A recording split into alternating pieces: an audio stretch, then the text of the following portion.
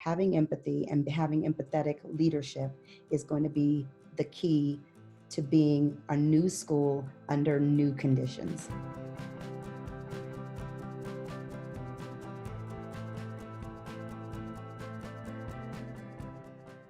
I'm really excited today to be able to welcome our Pearler of the Day, Tambi Tyler.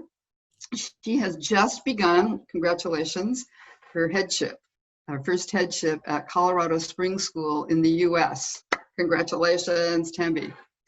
She's served 5 years as the upper school principal and deputy head of secondary at Atlanta International School. And she's also a graduate of the PTC Essential Skills Program.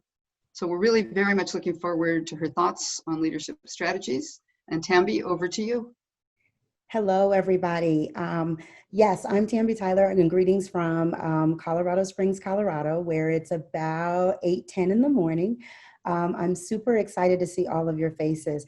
I have been completely changed by the PTC. It was a great experience in the networking. So I encourage you, when we get to whatever we call normal, to make sure you get to Miami and experience it, because it's great.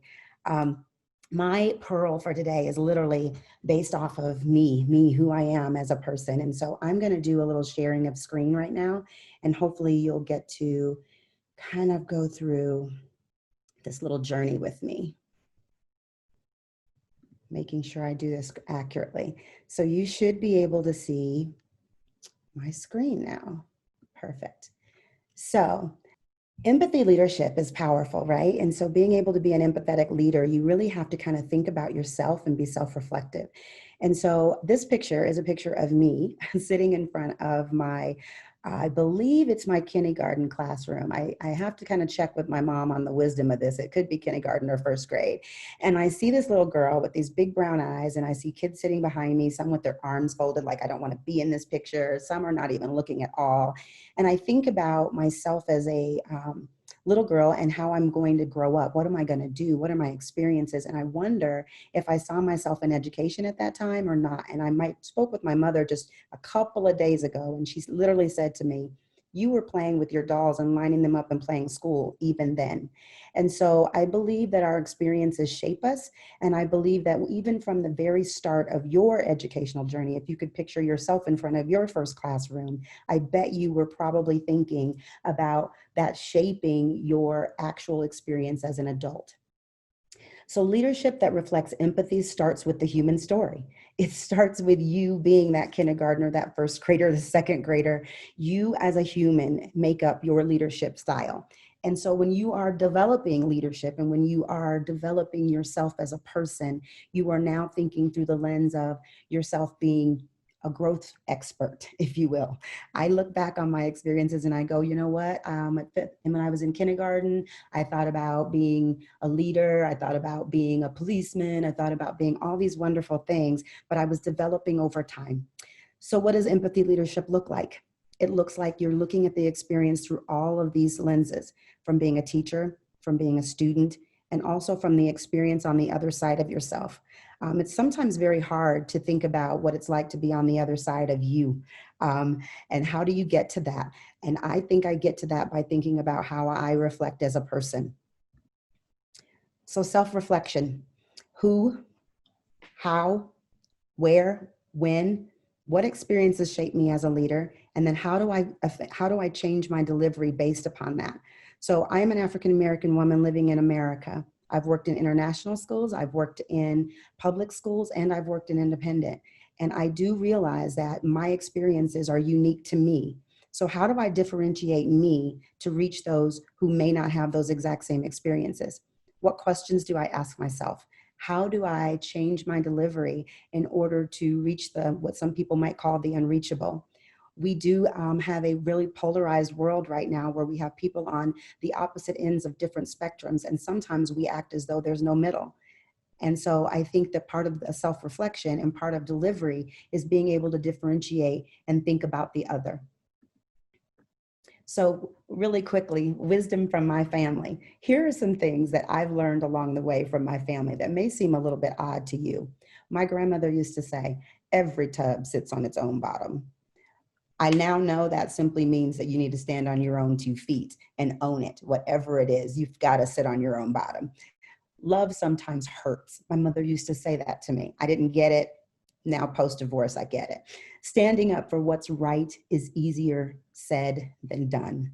Another one of those things that we learn along the way. One really good thing I think I take away, splurging on a good bed and getting a good night's rest or sleep is priceless. That's sage wisdom from the family. Hard work pays off, and even when it doesn't, you still have to work hard. I think that's good family wisdom that I'm still learning. Putting your cell phone away isn't just hard for kids, it's also hard for us adults. I'm learning that along the way.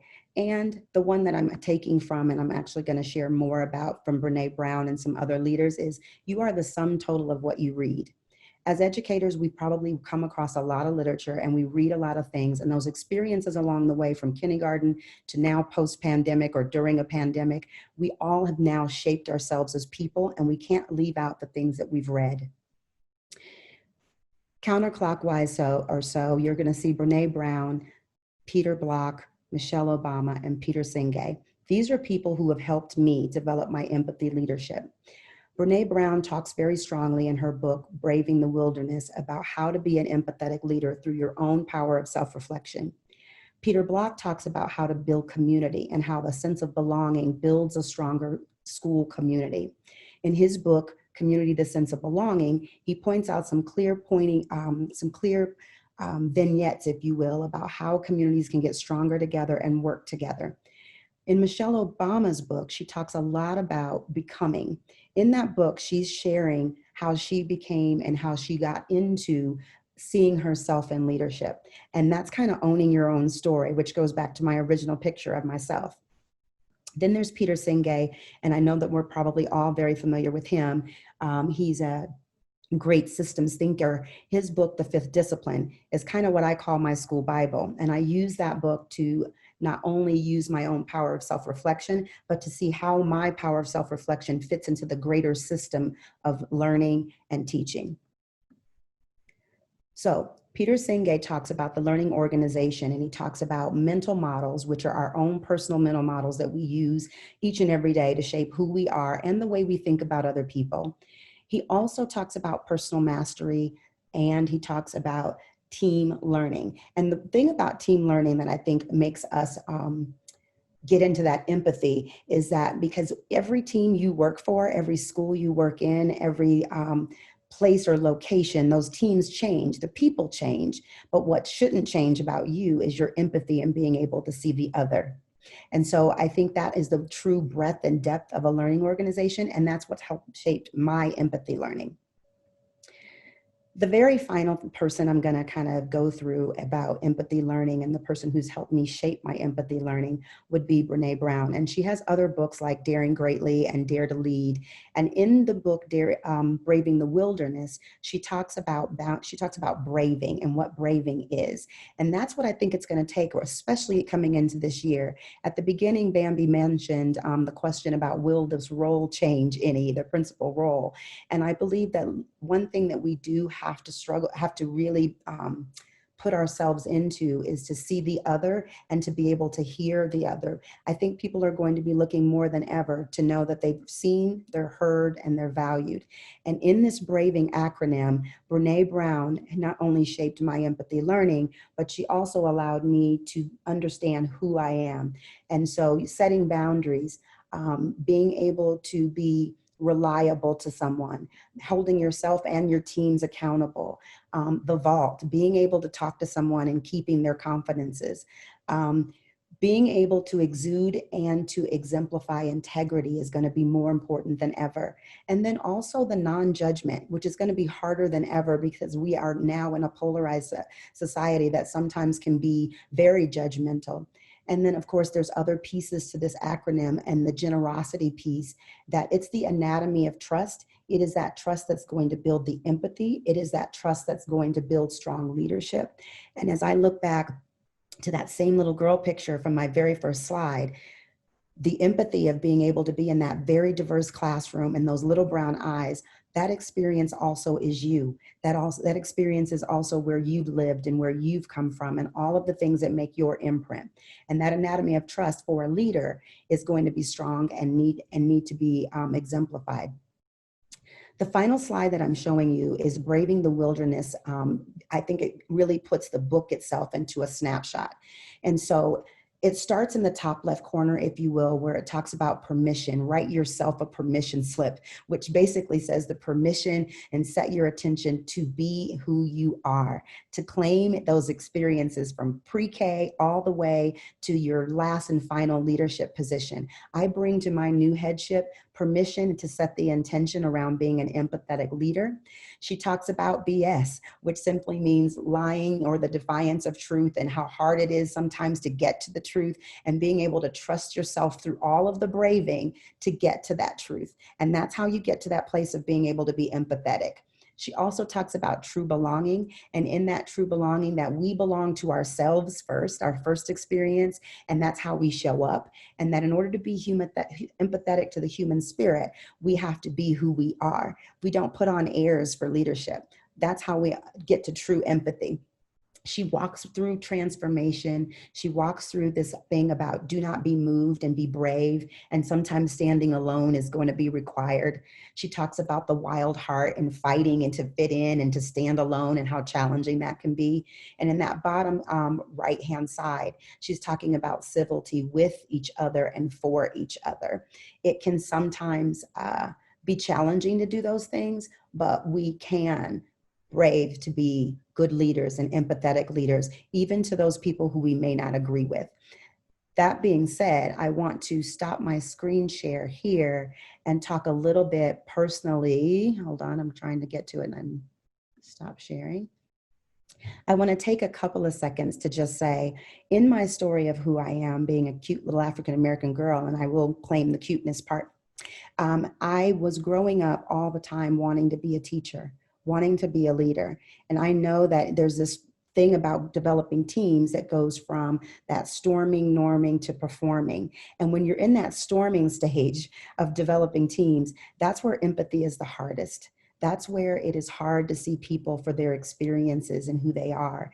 And being an empathetic leader has been the strongest piece of who I am, showing compassion to someone who may not think the way I think or learn the way I learn or even have the experiences that I have is a golden nugget. And so for my pearl of wisdom, if there's nothing else I can add to you or to your experiences, is that I would like to say having empathy and having empathetic leadership is going to be the key to being a new school under new conditions.